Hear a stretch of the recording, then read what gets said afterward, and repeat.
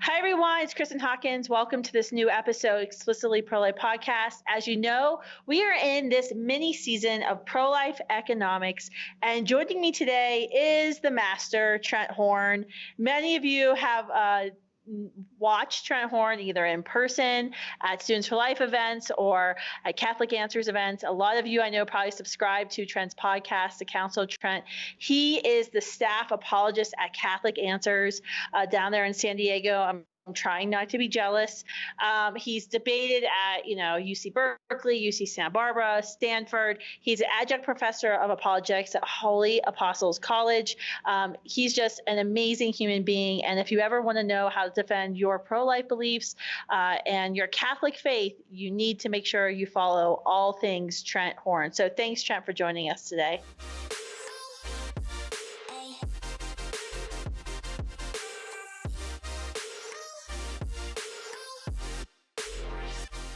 Thank you so much for having me, Kristen. Well, okay. So I started off the season. One of my first guests was Catherine Pokolic, professor over at CUA, talked about human ecology. And silly me, when I was interviewing Catherine, she mentioned your book that you all co-wrote together, right. Can a Catholic be a Socialist? And so I immediately was like, get Trent on the phone. We have to include him in this mini season. So thank you so much. Well, I'm happy to be on the podcast with you. And it was a real treat to author that book. I remember when I was proposing to write it a few years ago, this was, probably 2 or 3 years ago, when we were thinking, because I thought that a certain politician who likes to brand himself as a socialist would kind of be the front runner. I thought a lot of things would be different nowadays. And so I thought that, people are still talking about socialism a lot, including well-meaning Catholics who think that this is a good way to promote human flourishing and seem either ignorant of or twisting the church's 150-year-long teaching on socialism and communism and collectivism and economics. And so I knew, though, in writing the book, I love the subject. Economics is kind of a hobby of mine. But I was worried people wouldn't take me seriously. So I asked an economist to help write it with me. I don't know if you laughed. Is it bad to have economics be a hobby? I don't know. Yeah. I thought I liked economics until I took a few courses in college, and then I ran away from it as far as I could. So I love that it's your hobby. Just read the good economists. Don't worry about taking the class. No one needs you to graph out a supply curve or anything like that. Just read them. I am a very firm advocate that I think every American should be forced to take at least 2 classes in economics, because I think it would change a lot of our political dynamic if everyone just understood how the economy works. Well, you have to do that because, the economy, and this happened a lot during the pandemic, people, you'd say, well, these lockdowns probably aren't a good idea because they're going to cause a lot of harm to the economy. And people, the economy, oh no, the economy, we're caring about people's lives. And it's like, but the economy is not an abstraction that exists out here. Like it's not like there are people and then there is the economy. Like people think the economy is just dollar bills and coins that sit in banks or stock market numbers. The economy is just people trying to make a living. The economy are just people trying to survive and to flourish. And when you unduly harm them by preventing them from working for irrational reasons, you cause great harm to them. And so economic theory is very important because people will think that, and what the problem, Kristen, is many people are well-meaning. They think, if we just did this, we could solve all these problems, including pro-life people who want to reduce poverty, reduce abortion rates. If we just did X, then we would help people. But what they don't understand is that economics teaches us when we do certain actions, there are unintended consequences of those actions. So take, for example, you might have someone saying, well, I'm worried that poor people are going to be choosing abortion. So if we just raised minimum wage, then they would have more money and there would be less abortion. Okay, that's a thought, but then we have to look at the data and see what happens. Well, in economics, we have the law of supply and demand. People also think economics is just your opinion about how the world should be run. It is a science. It's a science as much as psychology or sociology is a science. And it has predictive laws. So one of them is the law of supply and demand. Like, you know this, you do a conference, right, with Students for Life. If you you might think, hey, it's a great way to make money for Students for Life. What if we just charge $2,000 a ticket? We would be loaded. But what's going to happen? You're going to have one weirdo who shows up. One rich weirdo will show up because people will say, hey, the Students for Life conference is worth it. It's not worth that much, but it is worth it. There's a certain amount that, that will be that the market will bear. And the same with wages. A wage is the price of labor. As the price of something increases, demand for it decreases. When the Students for Life conference is at $2,000 a seat, the demand plummets. Of course, even if you raise it a certain amount, demand will always decrease. It ever so slightly. It's always those stinking Catholic dioceses that are the cheapskates, by the way.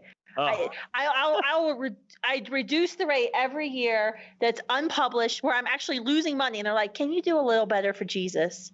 I'm like, you're killing me, but just keep going. I know, but that's the understanding. And we try to meet people where they're at. But with wages then, to say, all right, you're right. You could raise wages for some, and that may affect their decision to, and actually, let me get to this, to the follow-up, because even the assumption that by increasing funds, people will be less likely to get abortions, that's not actually true.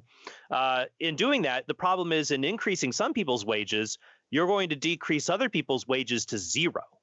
Because if you have a company where suddenly, so let's take a small business, their labor cost has increased now by 25%, and they have 4 employees. Oh no, now they run, and the margin, they take a restaurant's profit margins are usually only about 5 to 6%. Buffets are like 1 to 2%. And I miss buffets because of the pandemic. I hope they'll, but they were going out of business anyways because their margin, it's I don't slim. think they're going to have a return, but okay. It is what it is. So what are you going to do? Well, you could try to increase the cost. It may go up higher to pass on to the consumer, and then there won't be enough consumer interaction to pay all the workers. Or if you lay off one worker, that compensates for the other 3 whose wages have had to go up. So yeah, you help those 3, but now what do you do about the guy who now makes $0 an hour? As I said, there's these unintended consequences. The other one that I think is interesting, that for pro-life advocates who will come to our events and say, well, we need to, they think that abortion is purely an economic problem, that if people were not poor, they wouldn't choose abortion. And that is absolutely not true. It's true. People think that there's this idea that there are many people who are poor. Numbers wise, more people below the poverty line choose abortion than the wealthy, because there are more people who are not wealthy than wealthy. I mean, that's just how it is. But there was a study done a few years ago by the Brookings Institute by Richard Reeves and Joanna Venator. And they showed actually that as a woman's income increases, the likelihood she will choose abortion if she has an unintended pregnancy increases. So for example, a woman who makes less than 100% of the poverty line. So among women who are poor or around the poverty line, their abortion rates are around 8%. So a woman in the poverty line or at the poverty line, if they find themselves in an unintended pregnancy, 8% of them will choose abortion.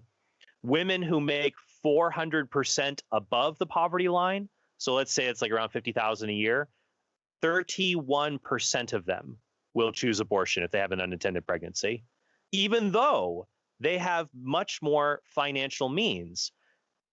And there's different theories you can postulate as to why that is the case. But I do believe there are different attitudes towards unborn children, that among people who are poor, children are considered an asset, not a liability, a blessing. And so they don't consider it a serious harm to face unintended pregnancy. There's also questions about the wealthier women also use birth control at a higher rate, so they don't have as many unintended pregnancies. But when they do, a wealthier woman who has more material goods and plans in life, career plans, material plans, things like that, the unborn child is going to be seen far more as a liability than a blessing. So I think that's something on both those ends, the unintended consequences of economics And then also this myth that just, well, if nobody was poor, we wouldn't have abortion. That's just flat out not true, because it's not just about money. Having a child dramatically rewires your whole life. You got to make big changes and big sacrifices, even if you have stable employment. And so many people are not willing to do that. So in order to change our culture, we have to say, look, people will not choose the difficulty of either adoption or raising a child unless abortion horrifies them more than those two alternatives. That's also a good argument for why abortion must also be illegal as well as unthinkable, because some people will choose abortion, selfishly will choose abortion. And that's why the law does matter. The law is a baseline reinforcement for people. I mean, I think there's a lot of people, they have a moral code. They wouldn't steal necessarily, but if they found themselves in a jam and lost their job, and it was not illegal to steal money, and they really, really needed it, when we find ourselves in a difficult situation, for many of us, unless your moral code is ironclad, your spirituality, your moral code, you'll put it on the back burner just to get things done to save yourself. And so then, once again, people go back to their most base level of motivations that for a lot of people, frankly, a lot of people won't do wrong because they worry that the legal consequences will be worse, and they choose not to do that. If you take away the consequences, you see what happens. I mean, look what happened over the summer with rioting. People saw, wow, I can go out and throw Molotov cocktails and when I lived in La Mesa, California, when they were rioting there, people were just running into the store, grabbing whatever they wanted, because they look and they see, oh, the police aren't doing anything. Suddenly the consequences are gone, and the moral code quickly evaporates. Yeah, there you go. That is why we have to fight. I mean, I'm so sick of hearing, and I hear this more from, I guess, the more Christian pious crowd all the time, is like, politics is dirty. We need to stay out of like making laws, and we just need to focus on providing resources to women. These are the same people who say that we should pass universal health care. Yes, absolutely. And background checks for guns and climate change. That is, to me, now if somebody said, I don't think we should do politics at all, I could respect that. I disagree with it, but I could respect it. But to me, you're just being a hypocrite. If you say pro-lifers should be trying to outlaw abortion, laws don't change anything, and then they have a litany of policy proposals for other social ills. That's what I don't understand. It's that people see with abortion, they think laws aren't the answer. We have to make abortion something people don't need. But then suddenly you don't hear people say, you know what, when it comes to gun violence, we should work to help young men not be so frustrated and lash out in violence. We should reduce their need to publicly shoot people in public. No, we say we need to get rid of high capacity weapons. We need to pass this law, that law. That's what's hard for me, Chris, when you have these advocates, people who will have no problem with policy proposals for other social ills, but then abortion, something completely different. And this is why you're the master. Thank you very much. You're going to use that. You are the master. You're right. The Masters Club. I'm a master of multitasking mom. How about that? So when you talk about socialism, and I think a lot of people, I don't actually know how people are going to react to all the episodes this season. I have a feeling some people will say, well, you're being too reactionary, or, this isn't really a real concern that we have. Why do you think it's, and I know you wrote this book with Catherine. Why do you think this is something we have to talk about? Because I know why we have to be talking about this, because I feel like we're seeing this soft totalitarianism that we're currently living under. It's getting worse with COVID.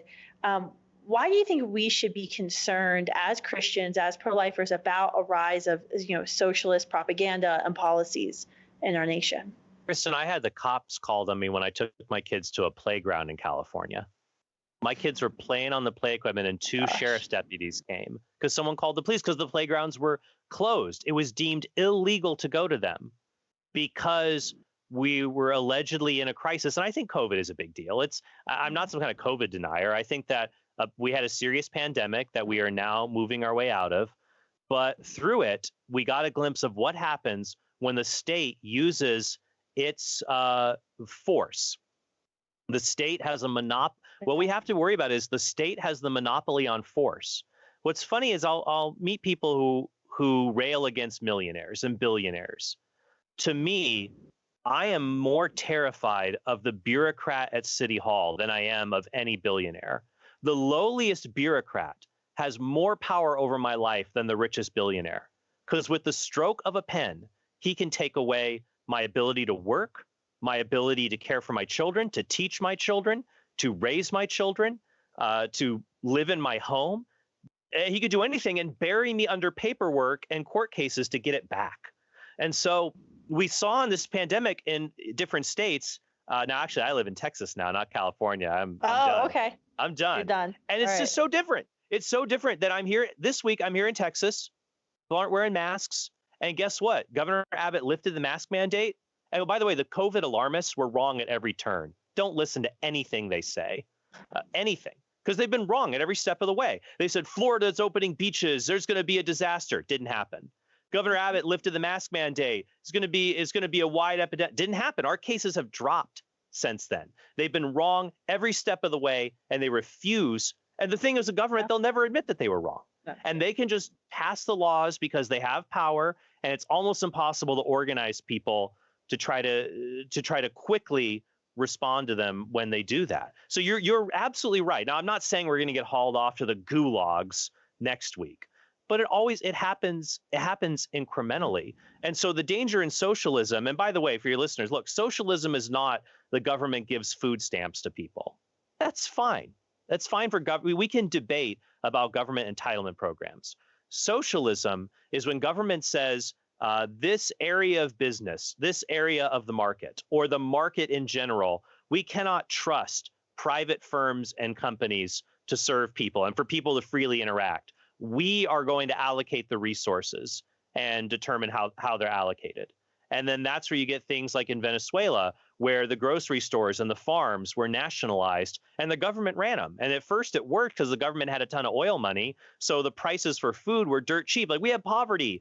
The government's going to run the grocery stores and they're going to lower the price of food, and there will not be any hunger or poverty. It'll be basically free. Then when Venezuela ran out of oil money, when oil cratered in 2014, well, guess what happened? Suddenly the domestic farm production went down a ton. The grocery stores didn't have food on the shelves.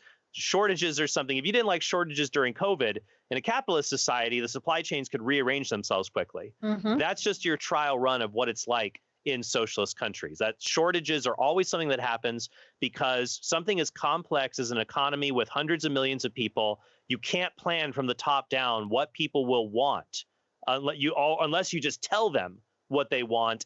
Here's what you want, and we'll produce it, and you take it, and that's what you get. So it's very concerning. And what I ask people who say, well, I believe in socialism as a pro-lifer because it'll help people, give me an example. Because what will happen, Kristen, is people will say, here's realistic capitalism with it, which is deficiencies. And there are, because it's people, and people aren't perfect.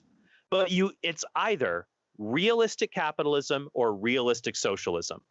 It is totally unfair to compare realistic capitalism and theoretical socialism. So it's either theoretical on both or realistic on both. It's not fair to do it half and half. So I would ask them, okay, what's the realistic socialism you're putting forward? 9 times out of 10, they'll say the Nordic countries, and I'll say, guess what? That's not socialist. Sweden has more billionaires per capita than the United States.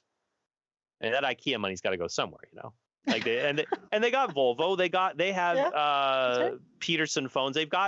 They are a capitalist society. Now they've chosen generous entitlement programs. There's trade-offs with that.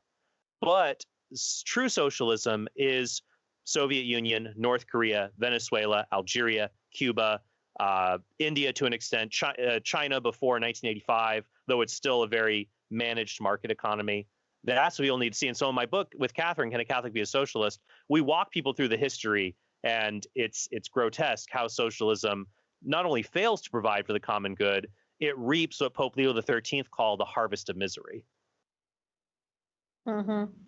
Yeah, no, that's I mean, if I don't know, I hear this a lot, and you see that with the AOC rhetoric and the Bernie Sanders rhetoric. It's kind of like now hip to be like pro socialism because socialism is going to take care of all societal ills. But I've yet to hear a defense of how socialism hasn't ended up in the result of, a result of mass starvation.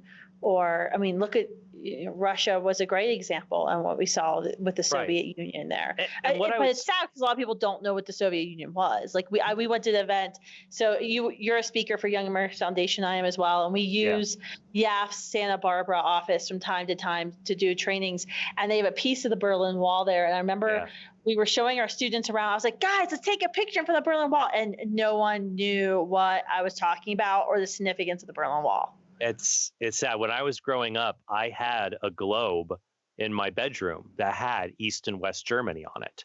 So I was, still, I'm old enough to remember that. Now, I mean, I was 4 years old when the Berlin Wall fell, but when I was 7 or 8, I still had my old Soviet map of the Soviet Union and Europe. And you're right, people today don't know that. And what I point out to them is this: socialist countries, here's always a pattern: North Korea, East Germany. We always see a pattern in that they create security barriers along their borders, not to keep people from trying to get in, but to prevent people from leaving. Cuba would be another example. How many people are swimming from Florida to Cuba? 0. But every year, people will risk drowning in the ocean to get away from Cuba.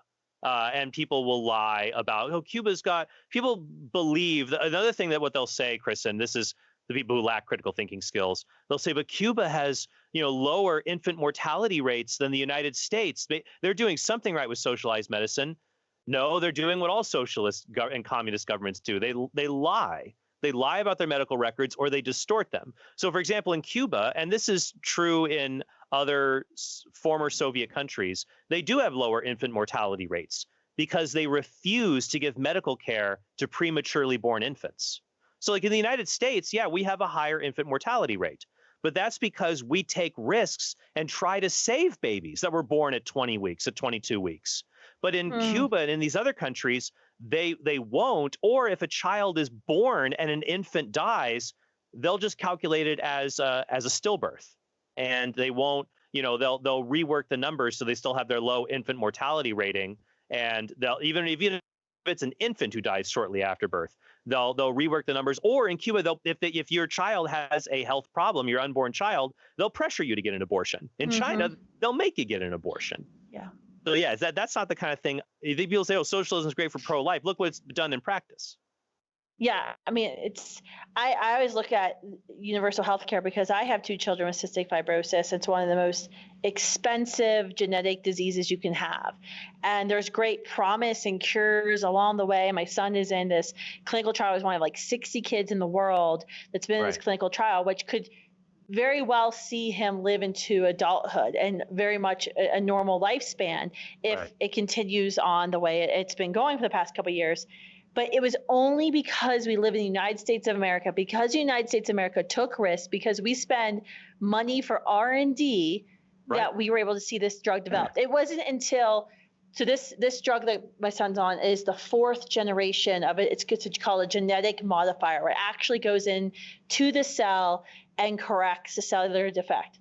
It wasn't until this 4th generation of drug was approved last year for 12 and up. It wasn't until that point did Europe actually approve and say their socialist healthcare countries would pay for the first, second, and third generation of drugs. And still, children with CF across the globe still can't get access to these drugs that we know can add. We might be adding decades of life. I mean, it's unbelievable, but their governments won't pay for them. They don't see the benefit. And in fact, there's a committee here in America, an unelected board called ICER, that's now working with Democrat states and their state Medicaid. And they are an unelected board that's going around telling people, yes, even if this drug is curative, it still doesn't qualify for our quality score, which is our quality adjusted life years. And even if it was curative, the quality points are still too high for the state to pay for this job. Oh, it helps, but it just gives people life unworthy of life.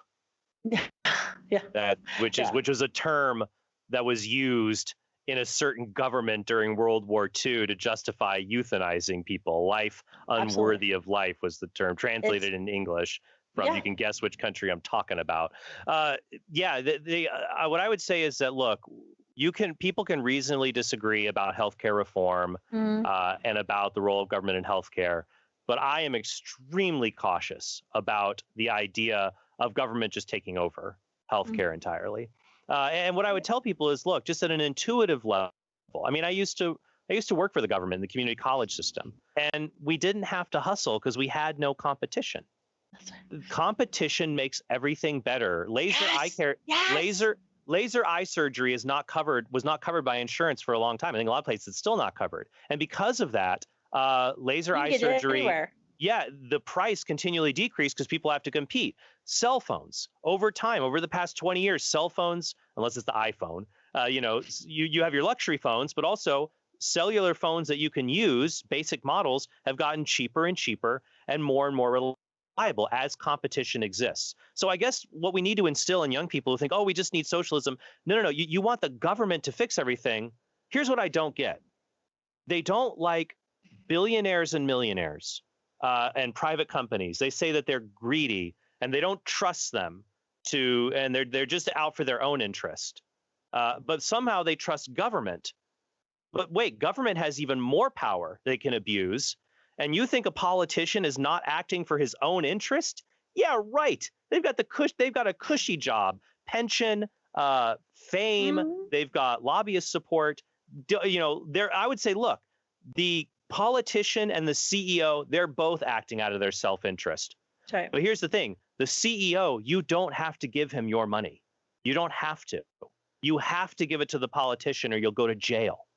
So that's the problem. When you have government setting policy and it can spend money how it wants, and if you don't give them money, you'll go to jail, it leads to difficult controversy. Now, government is suited for certain functions, even having a function in the market alongside other private actors.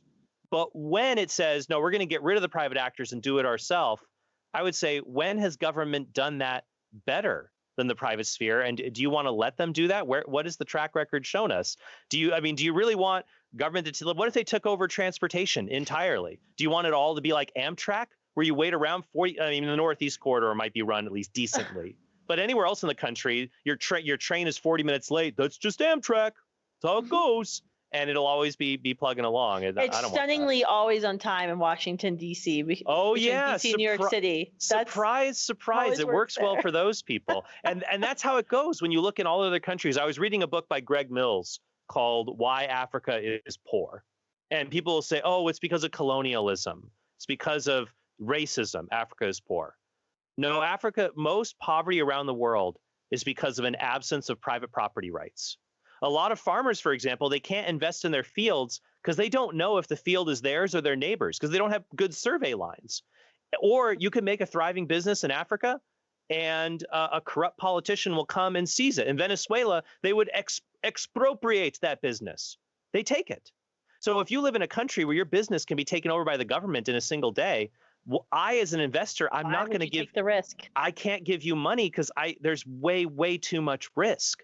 That is the problem. And so I was reading in Mill's book, he was talking about how I think it was Zambia under Kenneth Kaunda, his socialist government, that it plunged people into poverty, though he included this remark, though it worked out well for the elite and the rich, as it always does in socialism, which I thought was a funny little aside from him and true one.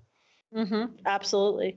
Okay, so I have to wrap this up, but I am so grateful for you coming on today, giving me this excellent kind of, just primer and what is socialism. But what are some tangible things? Like what, as a pro-lifer who cares about the mom who is going to be a single mother who's going to be hustling to finish school, to get the job, to advance her career. Now she's pregnant again, maybe. What are some practical solutions that we as pro-lifers, as Christians who reject socialism, how can we speak into that?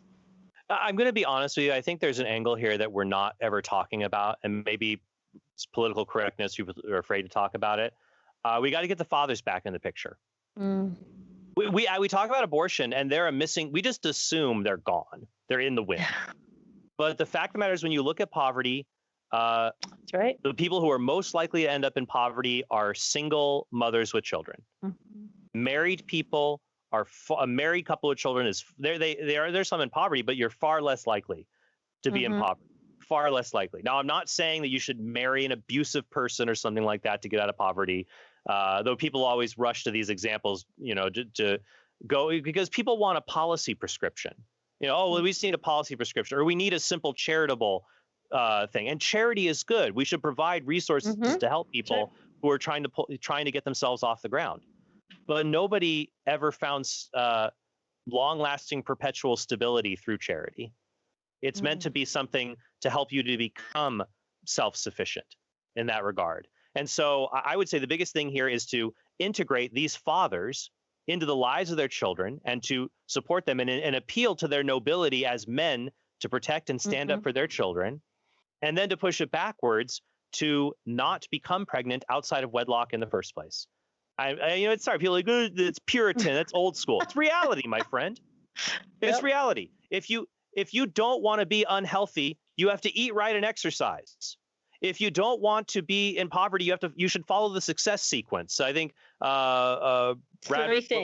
Bradford Wilcox said, graduate high school. That's right. Get married, have children after you're married. Mm-hmm. If you follow that, the odds of you ending up in poverty are less than 10%.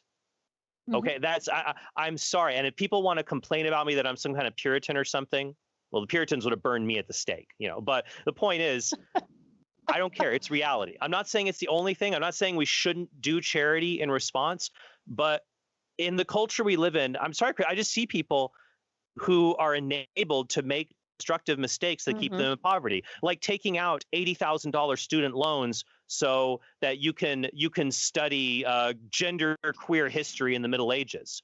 A PhD in gender queer history in the Middle Ages only equips you to be a professor of gender queer history in the Middle Ages. And so you've got people who will go out and they're saddled with debt. They have children and the father's not in the picture.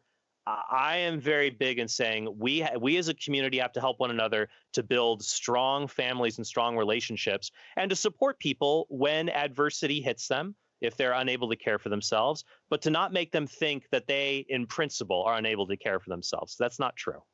That's great. And I want to thank you for that answer, because I've been asking this question of everyone this season. What is the policy prescriptives? What can we do as people who care? Because that's who we are as pro-lifers. We care about the human dignity of every person, and we care about human flourishing. And I think you are the first person that's mentioned fathers. And I want to thank you for that, because you're absolutely right. We need children who are raised with a mother and a father. And that is like the single biggest thing you can do to end poverty, is to ensure a child. And it's a cycle. I know the Heritage Foundation did a study not long ago where, it said a child born into poverty is 7 times more likely to live in poverty his or her whole life. And you want to stop the poverty. You encourage the mother to get married, to enter into a stable relationship, and you will end a cycle of poverty. Stability, that's the key. Not having your sleazy boyfriend living at the house. Children are like 30 times more likely to be abused by a live-in boyfriend than by a father. And this is hard. Our culture has turned marriage into a meaningless certificate. And that's a problem. But to say, no, you are legally bound to this woman and to any children that are hers or proceed from your union. Now, if you marry someone else, they're not your children. There's an adoption process that's involved in that. But there's stability. If you're a live-in boyfriend, the only thing bonding you together is that you both know the Netflix password. That's not enough to raise healthy kids.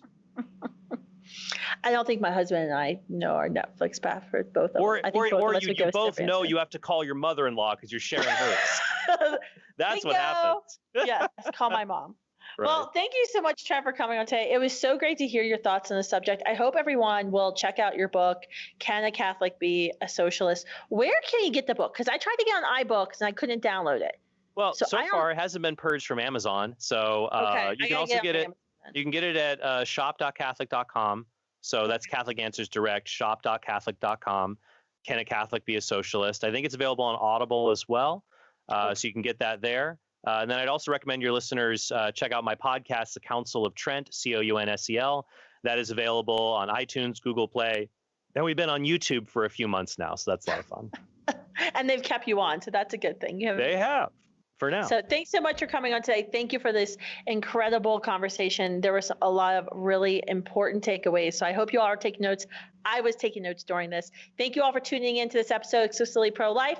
We'll be back next week with another episode on pro-life economics. Bye, guys.